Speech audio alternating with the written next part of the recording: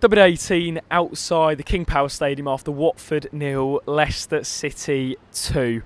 An absolutely awful day at the office for all Hornets, but before we start and getting into my analysis and reaction of the game, we just wanted to send our condolences to everyone at Leicester City Football Club. Obviously what happened a month ago was absolutely tragic for everyone involved with football. And number two, the banner held by the Watford fans today was a really class act, and what was even more classy was the Leicester City Vice Chairman giving all Watford fans as a kind of mark of respect back to the Watford fans for bringing the banner, giving every Watford fan and every travelling supporter free food and drink at half-time, which is a really nice touch. I thought we'd come today with the reaction, with a bit of impetus and a bit of energy to really get something out of the game, and that wasn't there today. There was no urgency, there was no tempo with our passing. Off the ball we were static, no movement up front, and defensively we're all over the shop. We look at the first goal, Ben Foster has to take the blame for it. He knows, he was trying to say that Vardy dived, but there was clear contact and it was a Stonewall penalty. No one's arguing with that. What I want to touch on before I go into the goal is the high line play by Javi today. He got his tactics horribly wrong.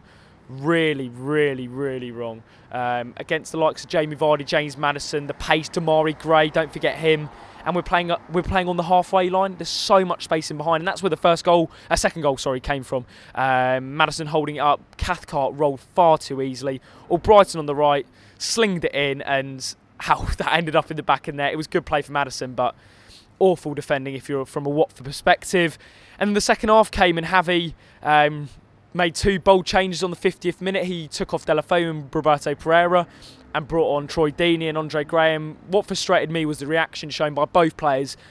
One, Gerard Deulofeu for effectively walking off, no urgency to get off the pitch and help the team. And Roberto Pereira, the attitude he showed, not even going to go to the halfway line to get substituted. He just walked off, threw his gloves. He was not happy, and I do not like to see that. I don't want players to think they're bigger than Watford Football Club, and I got the impression from Gerard Deulofeu and Roberto Pereira that they think they are. Granted, they have quality, but the attitude has to improve. And if I was Javi Gracia, and after that performance by both of them, both of who were anonymous, Pereira offered very little again, and Gerard Deulofeu, I mean, what is his position? He's playing up front.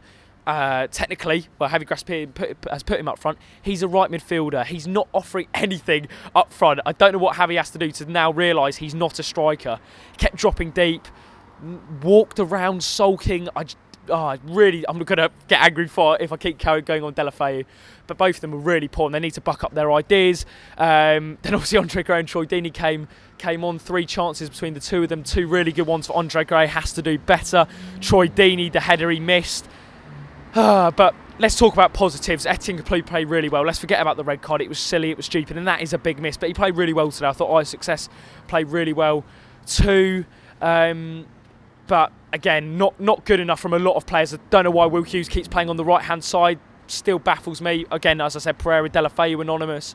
Mariappa and Cathcart, as Shane mentioned in his fan cam later on. There was championship quality defending, and it really does question. We need to probably splash the cash on a central defender. I don't think we'll get another striker in from what we're hearing at the fans forum. It didn't seem like Scott Duxbury was willing to invest in another striker after splashing the cash with Andre Gray, and that is worrying. And we go into a fixture of games now, obviously Manchester City, which will be a damage limitation exercise. But then we have Everton, Cardiff, West Ham, Chelsea, Newcastle. So a really important run of fixtures coming up. Stay tuned to the channel, keep the faith with Watford.